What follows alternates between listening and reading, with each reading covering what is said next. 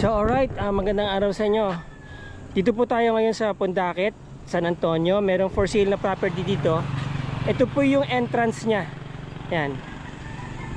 So ito po yung Mortels River Pool Resort. Okay, ang kanyang road right of way ay ito po. So yan na po yung papuntang Pundakit. Maraming resorts dyan.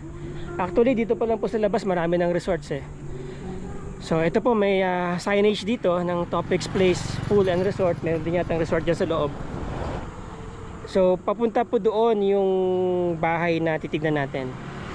Alright, so yan po yung daan. Ito yung papuntang Pundakit. Okay, tara, pasyalan natin. Okay, so kung makikita nyo yung bundok na yan, yan po, yung nandyan yung kalsada. Medyo papasok to ng konti ano.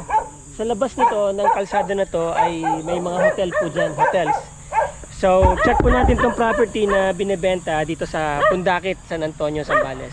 Tara, kausapin natin si ate. Medyo nahiya, ayaw niya magpakita sa camera siya eh. So hanggang saan po ang property? Eto sir, yan yung poste na yan. Yung poste na yan? Opo. Hanggang dito po, yan sa Malunggay. yung may poste rin na yon. Opo. Yung may bakod na paganon. Okay. Yung ilaw po, hanggang dyan sa ilaw na yan. Okay, tapos hanggang dun sa may... Dulo po, may bakod po kasi doon. Yung parking na yung kanina yun? Sa kanila pa rin Sa po. kanila pa rin? Yes. Pati yung sasakyan kanila po. Kasama Ilang square meters po yan? 600 po. 600 square meters. Opo. Okay, mamaya na natin sabihin yung presyo. Okay. Diba? Alright, so i-tour muna natin sila sa paikot. So ito po, yan. Kasama po ito. So ito pong daan na to ay right of way. Opo, may mga ano po doon. Right of way po yan. Ano po to, kumbaga ito po bang property meron ng approved plan? Meron na po itong tax deck. May tax deck? po. Okay, anyway, sige po. Tour po natin sila. So ito po yung kabuuan ng property. Pasensya na po kayo dun sa ating mga doggies. Medyo maingay, galit sa gwapo. Ayan, so ito. Doon po yung palabas. In the meantime, dito po muna tayo. Ayan, kasama na yung kubo-kubo sa bibili ninyo. Hanggang dito po ang kanilang property. Check natin. Kasama po itong bahay, itong house and lot ano. Kasama po ito sa binebenta. Yan. So check po muna natin. Kasama po itong garahe. Hindi po kasama yung sasakyan. Okay. So hanggang dito po ang property nila. Ayan, sa nakabakod na yan, no? Ayan. Hanggang dito, ano, Tess, sa nakabakod? O, ito, nakabakod. Ayan. So, diretso yan, pag ganun, sa may nyog siguro. Tapos, doon sa may corner doon sa bakod. 600 square meters. Okay. Uy, may ano pa, oh.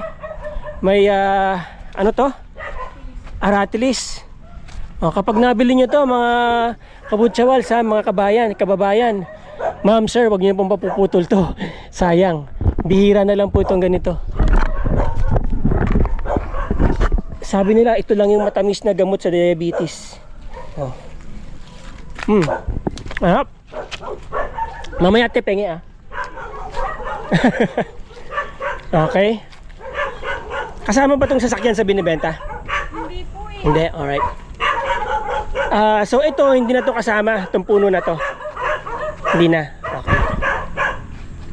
Ito lang, no? So kung sisilip tayo dito, yun. Yan.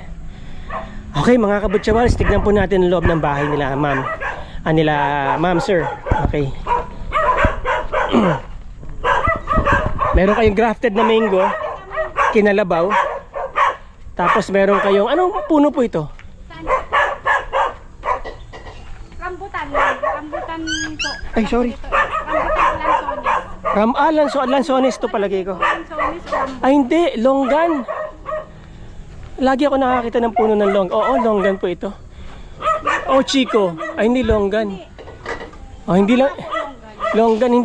Hindi po siya mamumunga kasi mainit sa atin. Pero magdadahon siya ng magdadahon kaya maganda yung kanyang shade. Yan ang maganda sa longgan. Ito po yung garlic. Apo, wait lang pa. Ito po ay... Anong puno po ito? Ito yung ginugulay, di ba? Yung... Hindi po. Puno lang po yan eh. Yung alokon. Oo, hindi ba alokon to? Okay, so yan, kasama yung puno na yan. Ay, ito malunggay ba? Dito Ah, ito, po, ito. yan. Ito, yan. Ganun. Silipin ko natin. So, yan. Yun, papunta diretso po doon. Okay, silipin po natin yung bahay, mga kabutsawals. Yan, meron po silang parang dirty kitchen dito.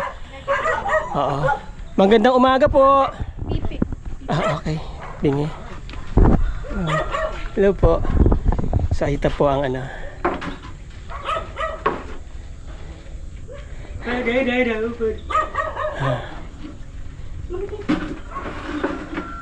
So ito po yung kanilang parang pinaka-dirty kitchen po nila. Yan. Meron pong sariling CR.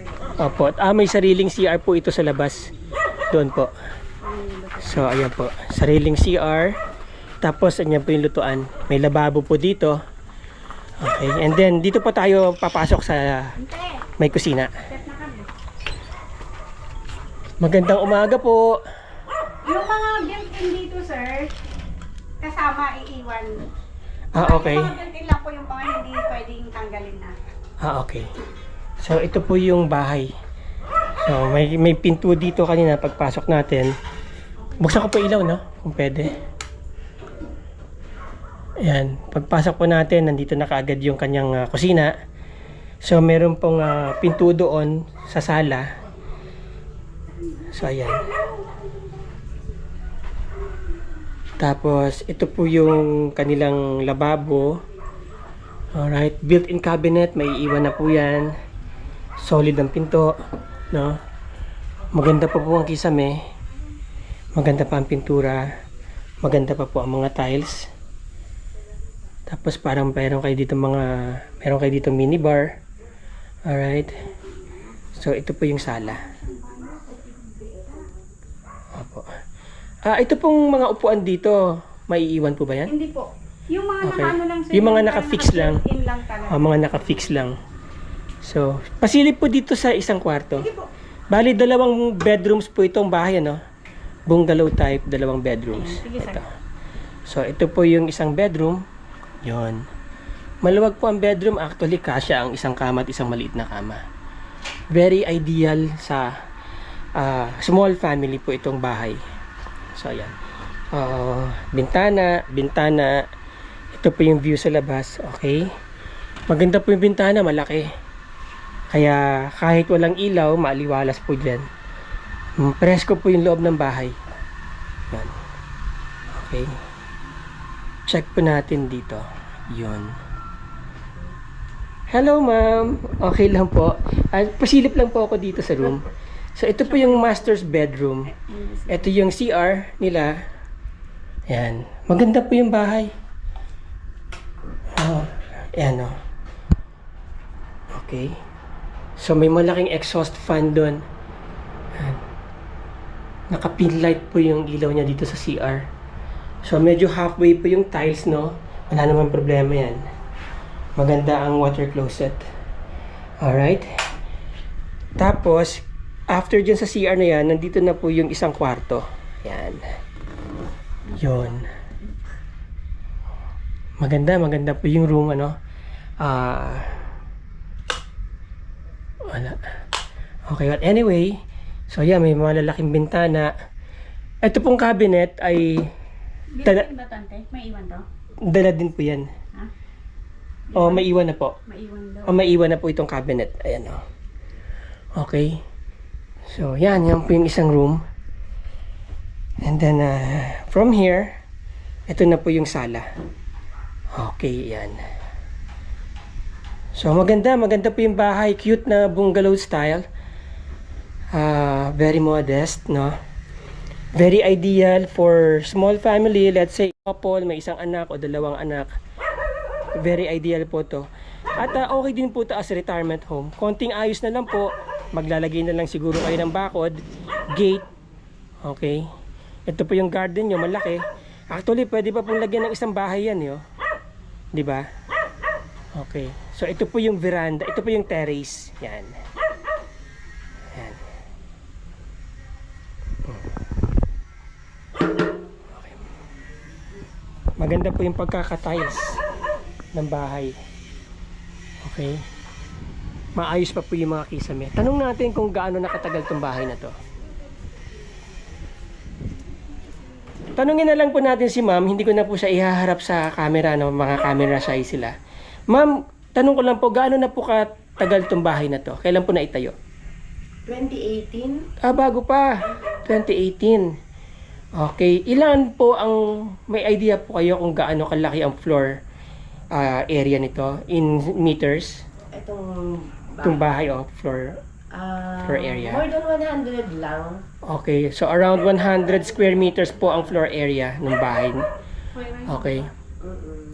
Ma'am, dito po. At, okay. Punta na po tayo sa price range po ng bahay. Ma'am, magkano po binebenta itong bahay ninyo? 5.5 sir. 5.5. Kung magne-negotiate pa po yung buyer, hanggang magkano po kayo?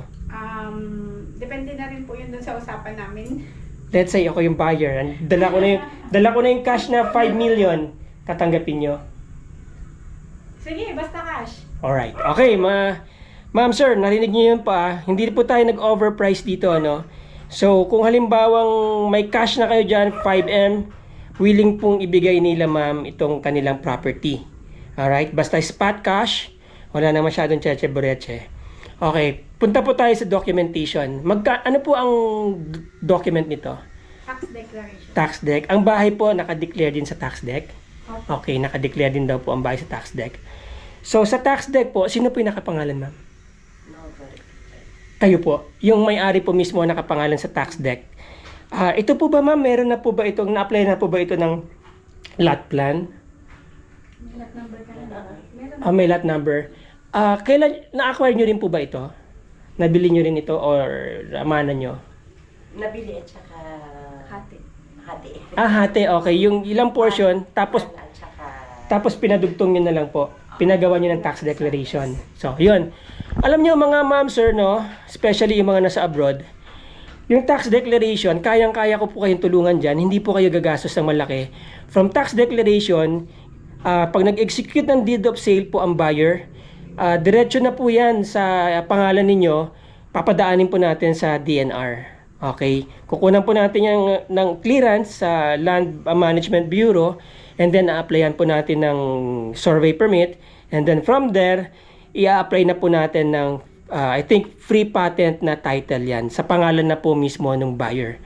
So, maski hindi na po natin i-transfer yung tax deck, to follow na lang po yung tax deck once na lumabas na po yung title sa pangalan ng buyer. So, yan. Yan na nga po, na-tour ko na kayo doon sa loob ng bahay. As you see, maganda pa yung loob ng bahay. 2018 po yan na-construct, kaya matibay pa po yan. Maganda po pong kisame, maganda ang gutter. I think maganda rin pa rin ang bubong. So, again, ang owner po ay binebenta itong property na to for 5.5 million. Narinig nyo naman kanina, kung pwedeng tawaran, kapag may cash kayo dyan, spot cash, pwede nyo i-negotiate hanggang 5 million. So, depende po yan sa usapan ninyo. Kung interesado po kayo, i-message nyo po ako dyan. Tatlo po yung channel ko dyan na pwede nyo i-message, no? Yung pong aking Facebook page, Facebook account sa aking messenger, at yung aking Viber, at saka yung aking email. And then, after that, i-connect ko po kayo dun mismo sa may-ari. Okay? Alright, so yun mga kabutsawals, mga ma'am sir. Maraming salamat po sa mga viewers ko dyan, especially sa LA at saka dyan sa California. Sir Chino, shout out po sa'yo. Okay, tumawag sa akin si Sir Chino last time at shout out sa'yo sir. Magandang araw sa'yo, ingat ka lagi dyan. So yun po, maraming salamat po sa panonood ninyo.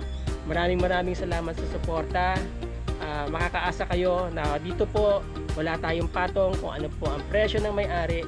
Yun po ang presyo na ibibigay ko po sa inyo. Maraming salamat po.